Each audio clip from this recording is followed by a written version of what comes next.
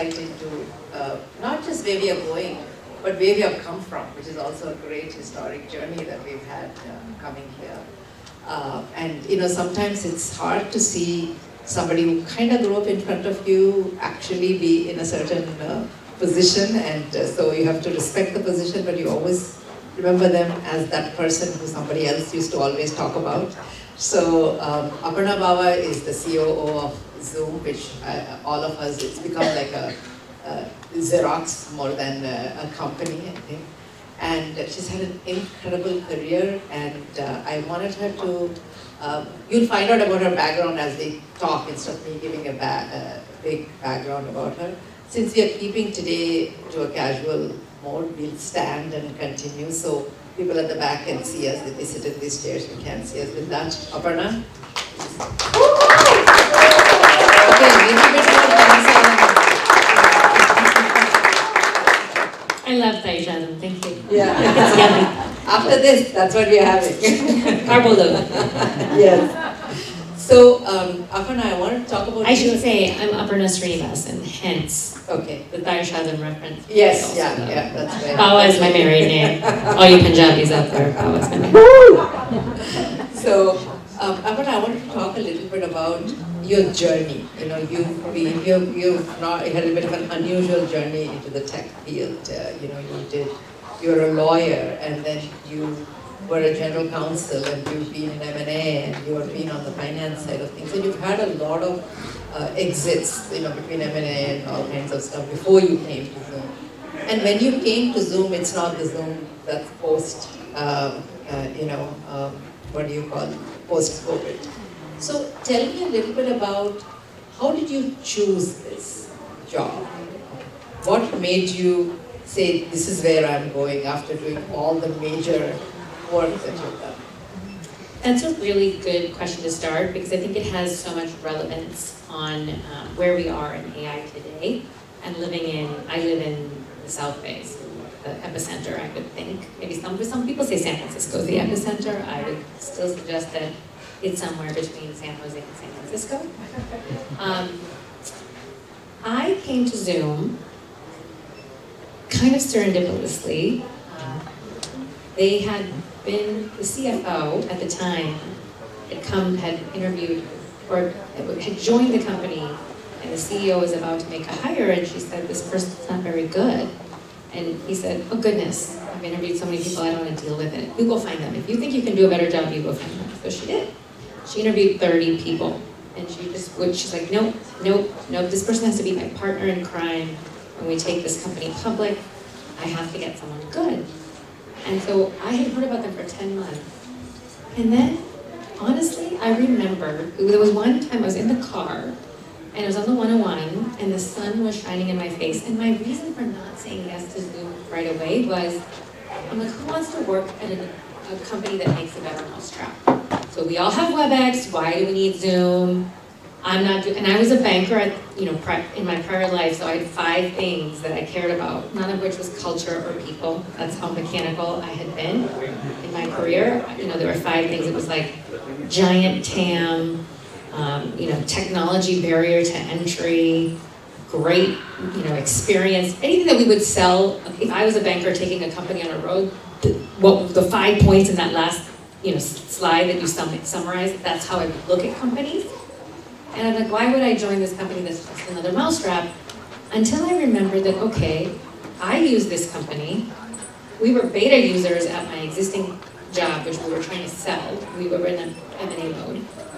And I had my 2 kids in the back, and they were bawling and crying. It was 5:30, post-daycare pickup. I'm driving from Sunnyvale back to Saratoga. It's a hot mess. And I just thought to myself, thank God I'm doing my CEO called, and he said, we need to talk. The other side wants to reduce the purchase price. I'm like, no, blah, blah, blah, blah, blah, blah. And I just hit the one button and it worked. And I thought to myself, you know what? It is not just a better mousetrap, and it's a human equivalent. So I entertained the interview. I'm like, okay, this actually changes my life. It prevents me from hitting the car in front of me in the sunshine, which very capable of doing. And my kids are in the background, and they can't hear them, and they're screaming their heads off, and nobody can hear them on this multi-party conference call. Nobody even knows in the car. I'm like, you know what? This is not just a better mousetrap, so let me go in. And then when I got in and I saw the numbers, I'm like, oh my goodness. This was a company, as a banker, I would say, we had so many companies that like would go out and sell themselves pre-IPO. This was a company where the founder was very, very focused on long-term sustainable business growth. Now, COVID changed that dramatically, but was very humble. I mean, we didn't spend, we didn't have fancy offices. We used to joke that our offices were held up by bubblegum and tape. It wasn't that bad. But, we didn't, he was like, I want to return more dollars to the shareholders. I want to return dollars to the employees. He didn't need money. He kept his valuation low so that the employees could participate in the upside. These are all things that, as a banker, I valued and I didn't see in many people. And so, interestingly, it's a combination of those two things. It is real-world applicability. Do you change people's lives? Even as an infrastructure player, do you change people's lives down the road? And second, do you actually have a long-term view of where you want to sit in the market? Or what is your motivation? If it's just a one-hit liquidity, not so interesting. And so those were some of the reasons why I joined Zoom, and I haven't looked back. And obviously you did not plan COVID, but when that happened, I mean, literally you went from, I want to get this right, something like 10 million to 300 million users, literally like overnight. We call them daily meeting participants, but yes. Yeah. So how, I mean, like, first of all, you have a certain number of people working, certain pace, and this is like a astronomical growth, right? So how do you even deal with it on a day-to-day basis? How did you deal with it? Well, that's another thing. I had always worked in enterprise infrastructure and covered semiconductors as a banker. So it was never sort of a consumer-facing company, and this was very interesting for me because really the bread and butter, and we now have a giant sort of consumer side business, I would say, but back then we didn't. And so we really focused on workplaces and enterprises, but at the same time, we were very well known. So if you think about it, the idea would be that you have an online business model with a freemium platform, but you're trying to take those, everybody knows this, you're trying to take those free users and convert them into paid.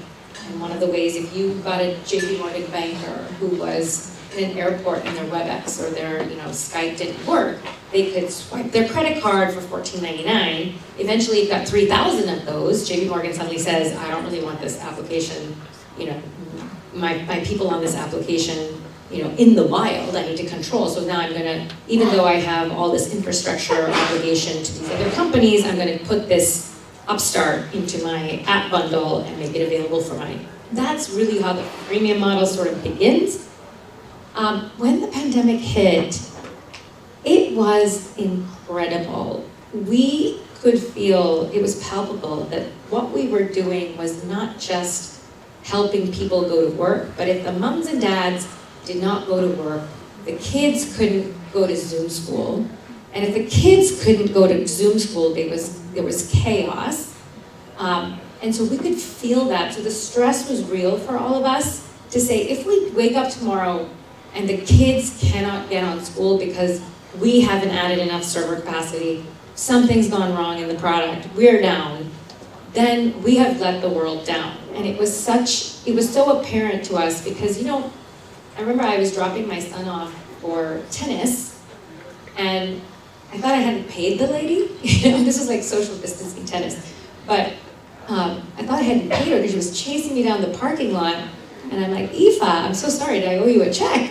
And she says, no. She was Irish, and she basically said, my brother is deaf and lives in this home for deaf people in Ireland. He was in his 40s. And he had never really participated in family events. They have a big Irish family spread across the globe. And she said to me, your product, for the first time, most people assume that deaf people can read lips. My brother cannot read lips. And you cannot get that same kind of inclusivity through text or through typing, and real-time translation and transcription just isn't what it is.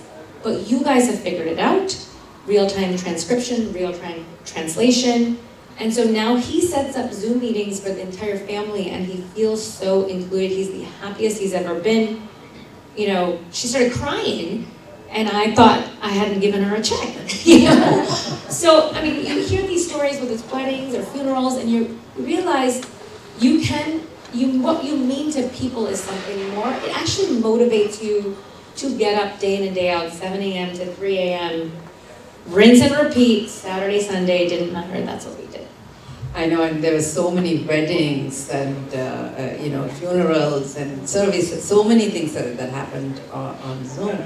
Now, switching a little bit into a leadership style. I mean, you've been a general counsel, now you're the COO. You know, it's a much more responsibility, and especially when you look at what kind of leadership is needed. You did say that you are tough but loving kind of a person. Did I say that to you? Yes, I said it to her. You said it to somebody, somewhere. She's and sneaky. I always give this talk about, I always wanted to be Meryl Streep in Devil Wears Prada, you know, and then I run around hugging people. It just doesn't work together. So you've managed both, you know, you're like tough but loving. So tell me a little bit about your leadership style. It's interesting, it's an evolution. I think you have to care deeply about the people you work with. You don't necessarily have to be friends, but you have to care deeply about the people you work with. And I would say, for me, I do care deeply. I've struggled in many respects because when I was a banker, I remember I look a certain way and I sound a certain way, but then the contents of what I'm saying. So you look like flowers in sunshine and you smile like flowers in sunshine, but when you open your mouth, it's stainless steel and concrete coming out. It provides cognitive dissonance to the receiver. I started to realize. You can take advantage of that. Well, sometimes you don't realize it and you take it personally. You're like, wait, why don't they like me? Because I'm saying the same thing that guy said, but like suddenly they're just not reacting in the same way. And what I realized is I need to figure out, you need to spend a lot of time figuring out who you are and what you can and cannot change. And then figure out how the receiver perceives you. The best piece of advice was this executive coach who said, Aparna, you need to act for an outcome. It sounds very Machiavellian, but it's not.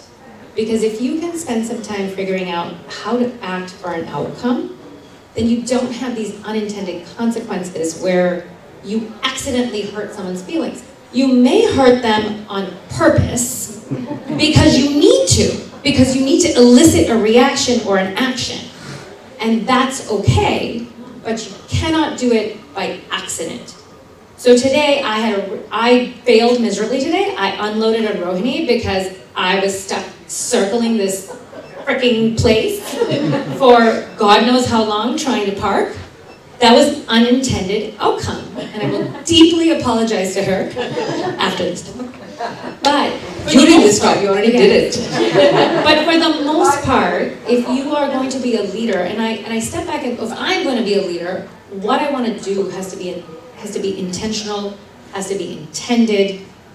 And I have to say, it's been very, very effective. The other thing is, what I tell people is, get out of your own head and how you are feeling, and think about what the person or your boss is feeling.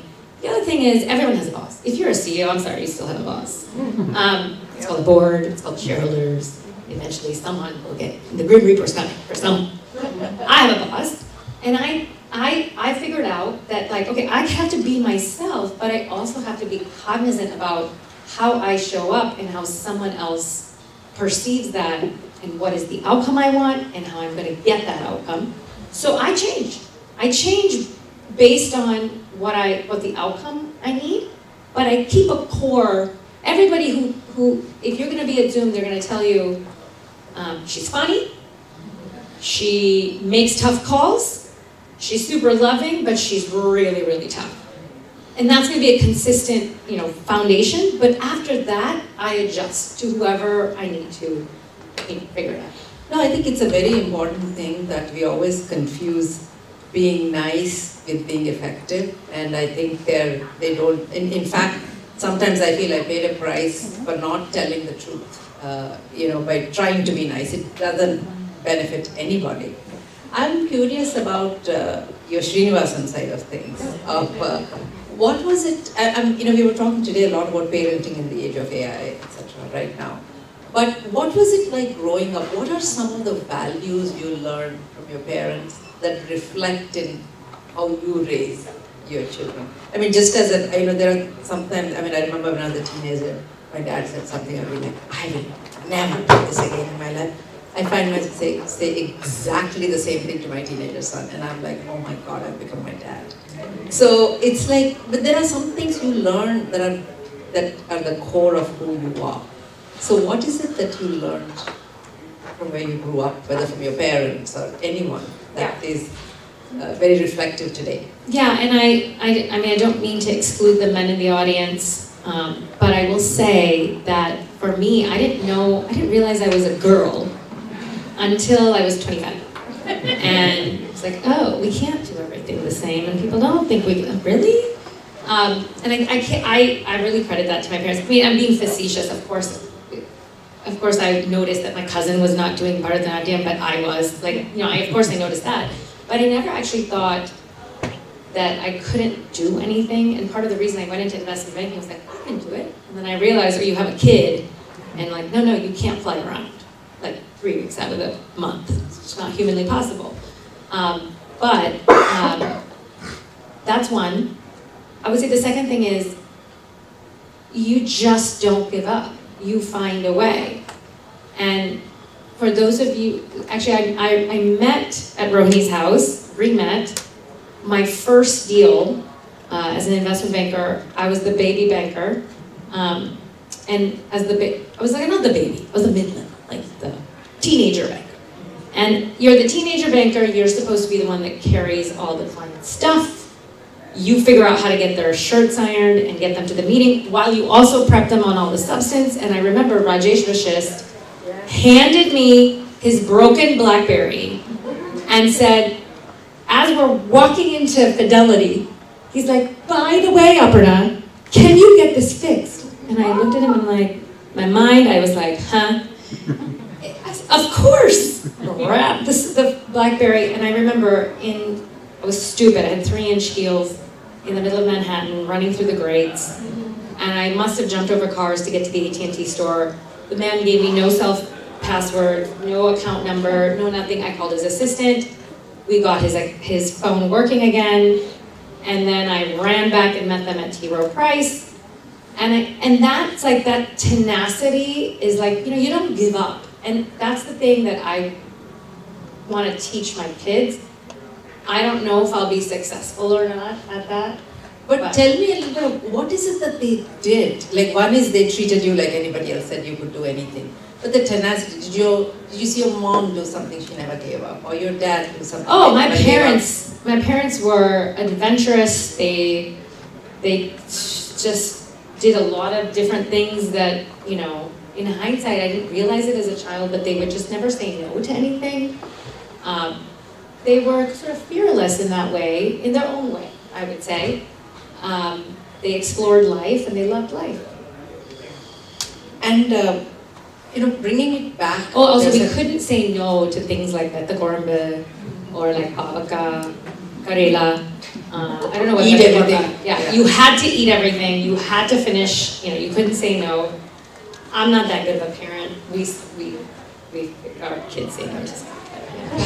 I think it's a generation where you have to listen to them a little bit more. Coming back to that, my last couple of questions are going to be around in the age of AI. I really do feel there'll be a world before AI and after AI kind of a thing. So in what way do you see, from whether it's a product point of view, personal point of view, AI changing the future? So people have asked me, it's another way of saying is this a bubble? I personally do not think this is a bubble. While it may be a bubble in a particular sort of area, maybe if you're a venture capital investor and you've just sprinkled it all around so that you can have, I don't know, maybe the valuations are going crazy, but when I look at it as, again, going back to why I joined Zoom, even though at the time it was just a better mousetrap, quote unquote. It is going to change the way we live. So for example, if someone asked me a question today, the research becomes so easier. I become faster. If you can use virtual agents, I read an article that said Amazon's upset with Perplexity because, and the lawyer in me is so interested in the IP here, but Amazon's upset with Perplexity because Perplexity is having bots go finish shopping carts and the first thought my general counsel is like, oh, that's so interesting. It's such a great IP issue. And I'm like, bloody hell, I want the bot to finish my transaction. Why am I not using Perplexity to make my life easier so that my groceries get delivered before I even think about it? Those are it's real world applications. Sometimes in the Valley, I think we forget. Of course, it's very fascinating, interesting, the data center race, the billions of parameters, the models, generative AI, and all this is super interesting. But there are insurance companies out there in the Midwest. There are manufacturers of automobiles in Germany. There are farmers in China and India. And their lives are going to change by this AI. Because you imagine if you were a farmer in Tamil Nadu and you woke up and you knew what crops to plant that season, or whether the rain was coming and what to harvest, and you were in some village, that changes your life, period. So whether or not there's a bubble in the Bay Area or other places of investment, kind of irrelevant to everyday life, as long as we can let this technology progress and have some utility from it. And I think that's what's going to change. Yeah, and I think, bottom line, what you're saying is let's look at the outcome where we are going. Which company gets to be a big or small in that? It's an individual problem, not the world's problem. This is not a Zoom view. Yeah. If I was here for Zoom, I'd be like Zoom all the way, use our virtual agents, our ZBA is great, contact center is wonderful. I'd say all of that. But this is like, utility is the holy grail. If I think of the internet, think about my great-grandmother in Madras was sitting on the internet, in the 2000s. That's amazing. Yeah. So, since this is all about AI, Kira, and women, AI, etc., what do you see is the future in AI of potentially bringing some equality? What do you think we should do right now? Because we were talking with Kira earlier about the gender parity is 150 years today. So, in what way can AI help that? And what should each of us, each company, each of us should be doing to at least reduce that gap?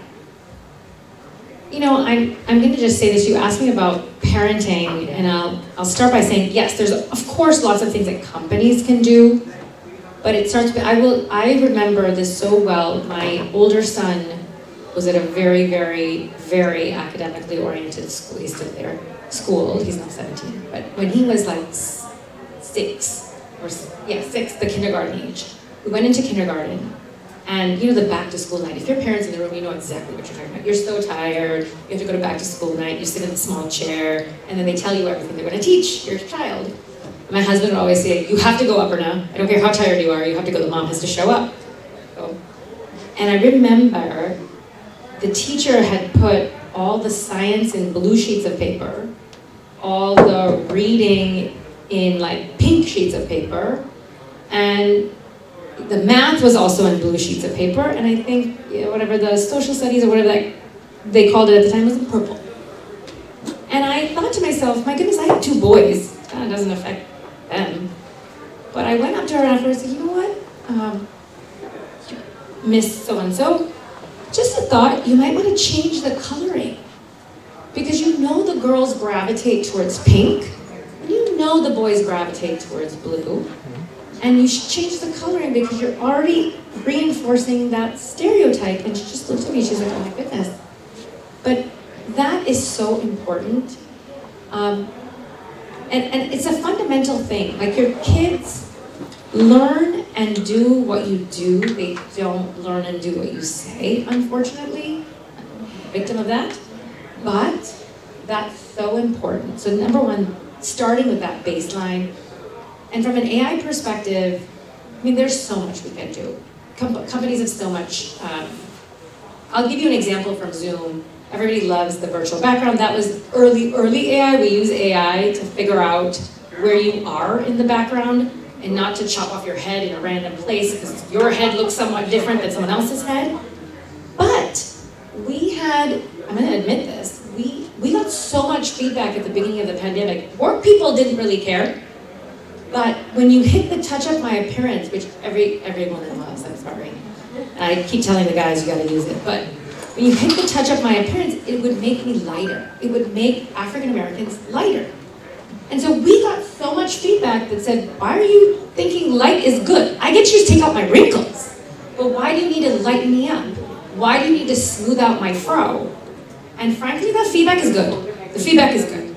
And so I think the more we can look at feedback, parse the feedback. Did we take off the virtual background while we worked on it? No. But we did work on it and it got a lot better. So I would say, I think continually driving that circle, that feedback loop helps. And if you are in one of these underrepresented groups, be confident. Don't be a wallflower and feel bad for yourself. Like, state your case, state your name, and advocate for yourself. So I have to ask you a fun question. You talked about Bharatanatyam that you did earlier, etc. So if I were to have asked you to do an activity that's not giving a talk as a leader, what would you like to do? Eat.